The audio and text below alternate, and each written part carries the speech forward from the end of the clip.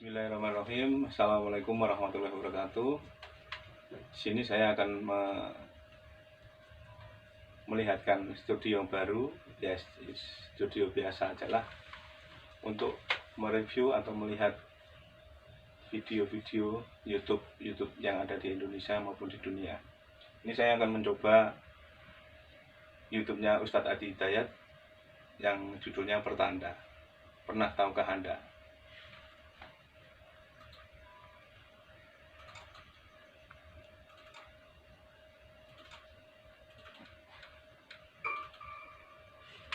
Mari kita simak videonya.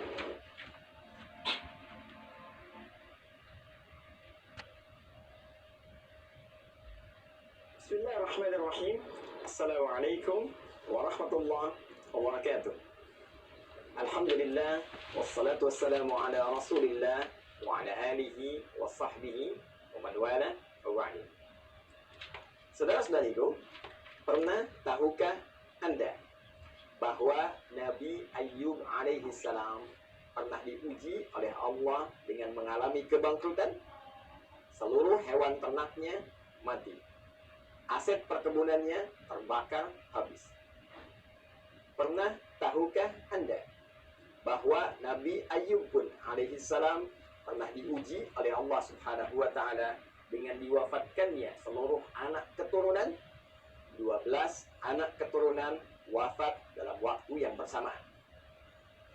Pernah tahukah Anda bahwa Nabi Ayyub alaihi salam pun pernah diuji oleh Allah dengan satu ujian penyakit yang tidak biasa, tak pernah dirasakan oleh orang sebelumnya dan tidak pernah dialami oleh manusia setelahnya. Dan pernah tahukah Anda, dalam setiap ujian yang dirasakan tadi, tak pernah hadir di lisan beliau kegelisahan yang diungkapkan dengan segala cacian, tidak pernah ada makian, tidak pernah ada rasa pesimis, tidak pernah ada keluhan yang berlebihan. Saudaraku, yang terjadi dalam setiap ujian yang dititipkan oleh Allah untuk meningkatkan keyakinan dan iman beliau kepada Allah Subhanahu wa taala selalu diiringi dengan peningkatan ibadah yang luar biasa dari setiap tahap ujian yang dilalui. Beliau justru baru bermohon kepada Allah Subhanahu wa taala agar dianugerahi kesembuhan saat penyakit yang dimaksudkan mulai terasa menghambat kualitas ibadah beliau kepada Allah Subhanahu wa taala. Quran surah ke-21 tentang kisah para nabi Al-Anbiya di ayat ke-83 sampai dengan 84 menjadi penerang kepada kita semua tentang bagaimana cara Nabi Ayyub memohon kesembuhan kepada Allah Subhanahu wa taala. Wa ayyuba idh nada rabbahu anni massani yadhurru wa anta arhamur rahimin.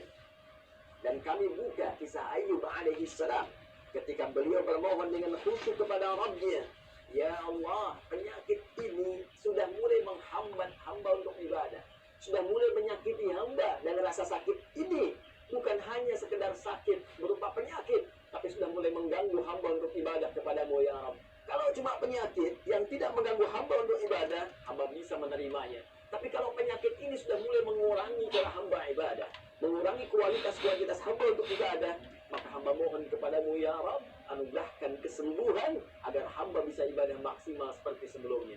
Sungguh ya Allah, hanya Engkau yang menyayangi hamba. Jika pada yang maha penyayang saja tidak menyembuhkan, lantas kepada siapa lagi hamba mesti memohon? Pernah tahukah Anda ketika kalimat ini dipanjatkan, bagaimana respon ilahi dalam menjawabnya? Turun ayat ke-84 untuk memberikan gambaran kepada kita secara cepat. Fastajabna lahu fakashafna ma bihi min dhurri wa atainahu ahlahu wa mithlahum ma'ahum rahmatan min indina wa dzikra lil 'abidin. Tidak menunggu lama, Allah langsung merespon seruan hamba terkasihnya. Pada masa itu Ayyub alaihi salam, kami langsung jawab doanya. Perhatikan kalimat Qurannya, kami langsung jawab doanya tanpa jeda, menggunakan huruf fa, harfu atfin rabitin baina syai'aini bila hudud.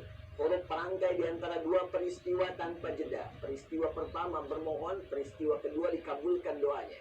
Antara bermohon dengan dikabulkan tanpa jeda. Fakashafna ma bihi min dhur. Kami buka, kami hilangkan, kami sembuhkan segala penyakit yang dialami oleh Ayyub alaihissalam. Wa atainahu ahlahu wa mithlahum ma'ahum rahmatan min indina. Lalu kami pun dengan kesembuhan yang didapatkan oleh Ayyub anugerahkan kembali keturunan baru 2 kali lipat dari sebelumnya. Ayyub sembuh, berkumpul dengan istrinya lagi. Istri mengandung, melahirkan. Setiap lahir kembar, 12 kali lahir, 24 anak keturunan. Bahkan aset-aset yang dirasakan hilang sebelumnya, hewan-hewan ternak yang mati, perkebunan yang hancur terbakar, oleh Allah dikembalikan lagi 2 kali lipat dari aset sebelumnya yang dirasakan hilang. Yang menarik, saudara-saudariku, Allah tidak memberhentikan firman-Nya pada kalimat berupa anugerah bagi Ayyub alaihissalam saja. Namun ditutup ayat indah ini dengan firman-Nya wa dzikra lil 'abidin.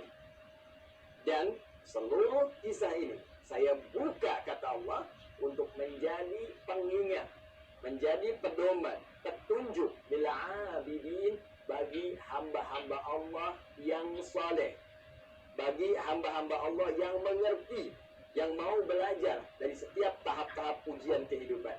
Seakan Allah ingin memberikan kesan kepada kita, hamba-hambanya yang hidup di masa kini.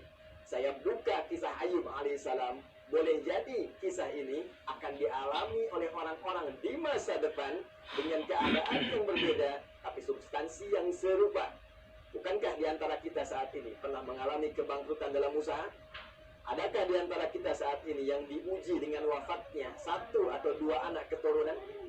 Adakah di antara kita saat ini yang diuji dengan penyakit yang tidak biasa? Namun bagaimana kita bersikap terhadap Allah Subhanahu wa Ta'ala dengan sekian ujian yang kita rasakan? Jangan-jangan alih-alih meningkatkan ibadah, betapa banyak keluhan keluar di lisan kita. Betapa banyak makian yang tidak pada tempatnya mengeluh di lisan kita. Betapa banyak kegelisahan hadir dalam hati melahirkan prasangka buruk terhadap Allah Subhanahu wa Ta'ala. Karena tahukah Anda bahwa ayat ini diturunkan untuk memberikan pedoman kepada kita serta tawaran jika Anda mampu bersikap seperti Ayyub, meningkatkan ibadah, optimis pada anugerah Allah, sabar dalam menjalani ujian, boleh jadi ayat ini juga memberikan satu harapan kepada kita untuk mengabulkan apa yang selama ini kita mohonkan dan anugerah 2 kali lipat dari apa yang pernah kita dapatkan. Pernah tahukah Anda? Assalamualaikum